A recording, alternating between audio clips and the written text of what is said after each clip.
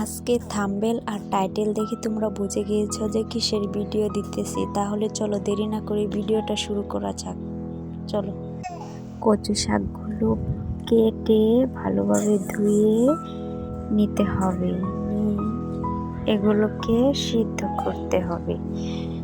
তার আগে বলি, আমি এখানে নিয়েছি ডাল, ভালোভাবে ভেজে নিতে হবে। শুকনা মরিচ, কাঁচা মরিচ, আদা বাটা, পাঁচফোড়ন, জিরা বাটা, এগুলো দিতে হবে। এই যে কচু শাকগুলো সিদ্ধ হতে দিয়ে দিয়েছি। ভালোভাবে সিদ্ধ করে এগুলোকে নামিয়ে নিতে হবে। দেখো, এই যে সিদ্ধ হয়ে গিয়েছে।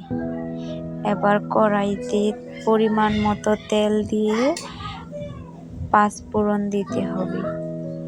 কাঁচামরিচ, শুকনো মরিচ, আদা, পাঁচফোড়ন, ডাল সবগুলো একসাথে দিয়ে ভালোভাবে ভেজে নিতে হবে। ভাজার পর কচু শাকটা দিয়ে দিতে হবে। এই যে কচু শাকটা ভালোভাবে নাড়াচাড়া করে নামিয়ে নিতে হবে। এই দেখো, আমার কচু শাক রেডি। কচু শাকটা দেখতে যত লোভনীয়, খেতে অনেক সুস্বাদু হয়েছে। টাটা।